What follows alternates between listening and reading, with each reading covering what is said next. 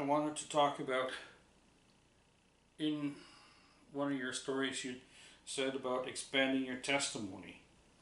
I wanted you to know that I haven't heard of that anyplace else before this, but that's not to say that it doesn't exist.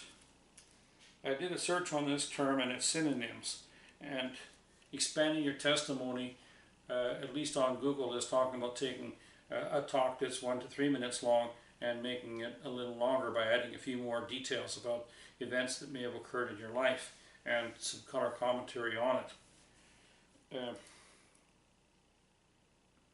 In Romans 6:15, the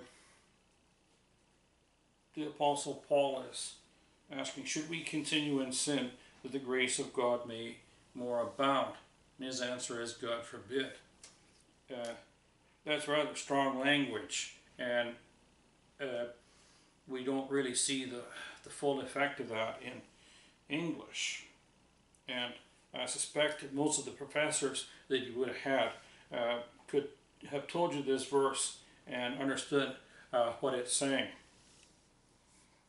The interesting thing is this idea of expanding your testimony, like you're talking about, occurs more commonly in Latter-day Saint literature, and the intent is more in line with what you're saying, that we want to go out and do things.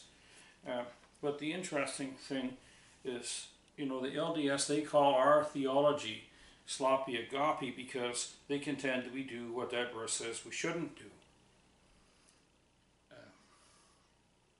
We go do things and sin so that God can forgive us and he'll be able to forgive us for more.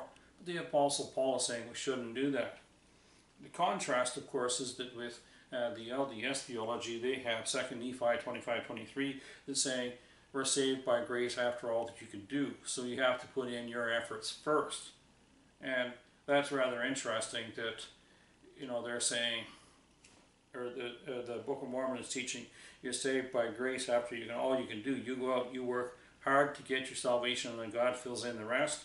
And then, you're going in the opposite direction. You're not trying to get sanctified to expand your testimony, and then God is going to fill in the rest.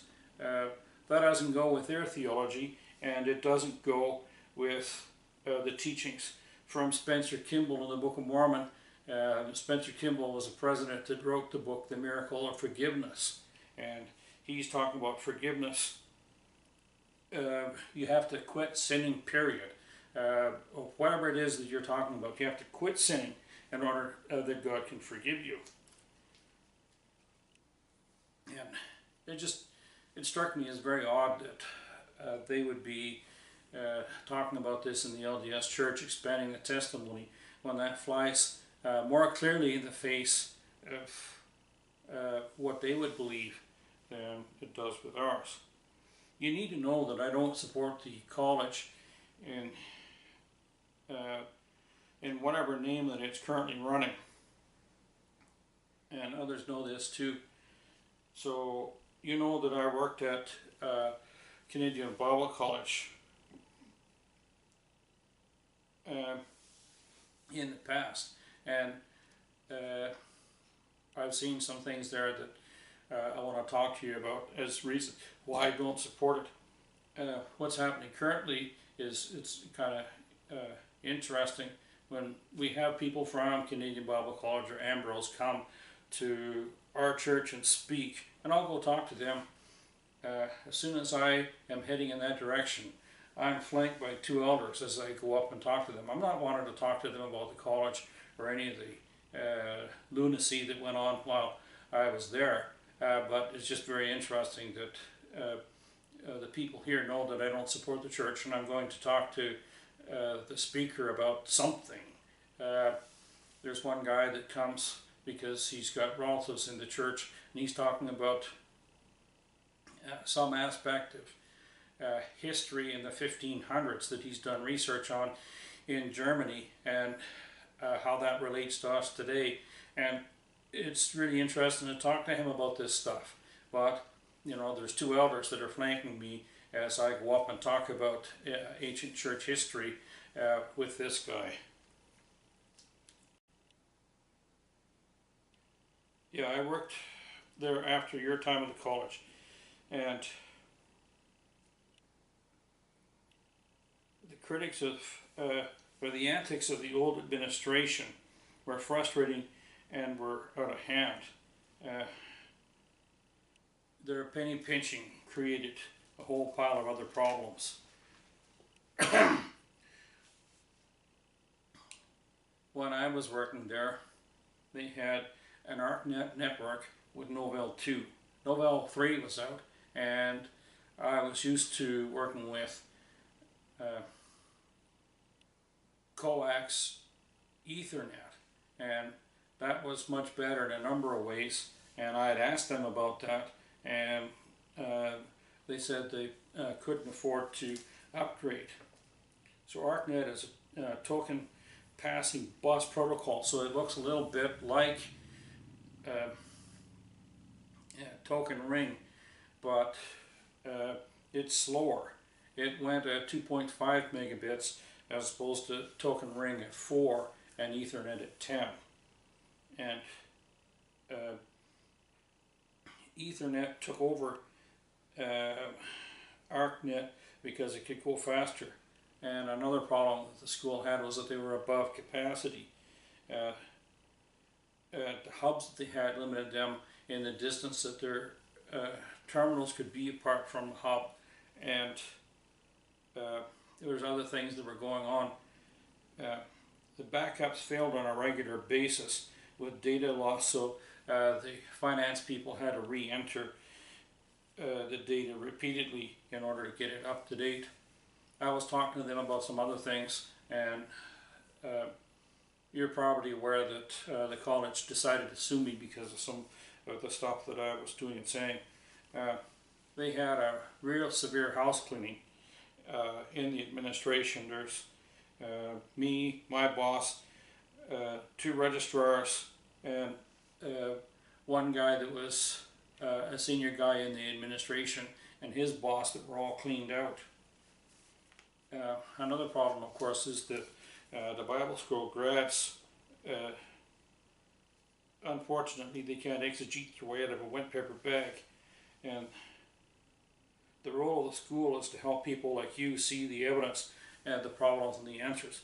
So a lot of the difficulties that you're experiencing, I'm putting down to the school failing in what they've said is their responsibility in what they're doing. One of the things that is also going on is that some of the people at the college, when I point out things to them of the difficulties that I have with them, one of the professors says, "Well, I got a PhD and you got what?" My PhD is in educational development, and you got a PhD in what? And I'm saying, well, you just look at the results. You don't have to be a PhD to look at the results that's coming out the other end, and you know you have problems, and that's why, in part, we don't support them.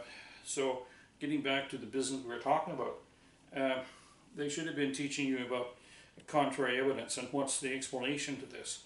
And we want to talk about the history of the manuscripts, the history of Westcott and Hort, and what they sought to do, and to what extent they succeeded in what they're doing. A simple example is the new translations want to improve the readability of the Bibles. So how do we test that? Well, there's a number of international reading scales that they have. Fogg, Gunning, and Schilling are 3 that I know of. And they look at a number of different aspects of things. Readability of the text is assessed in a number of different ways. The number of words in a sentence, the number of sentences in a paragraph, the number of polysyllabic words, and a number of other things like this that they use. All 3 that I've mentioned, these readability scales, they put the King James at about grade 6 plus or minus 0.3 of a grade, depending upon the score, if you look at the whole Bible. So that means that you need grade 5.7 to 6.3 to read the King James. I know that there's some archaic words in there, and some people don't like those, and they're attempting to get rid of them, but that's another thing. So then the readability of the NIV, we'll pick on it, because I've done the tests with Fogg's, Gunnings, and Schillings myself, and the whole Bible, it comes scored at grade 9 plus or minus 1, so you need grade 8 at least and grade 10 in some areas to understand what the Bible is saying with the NIV. So the question is, did they succeed?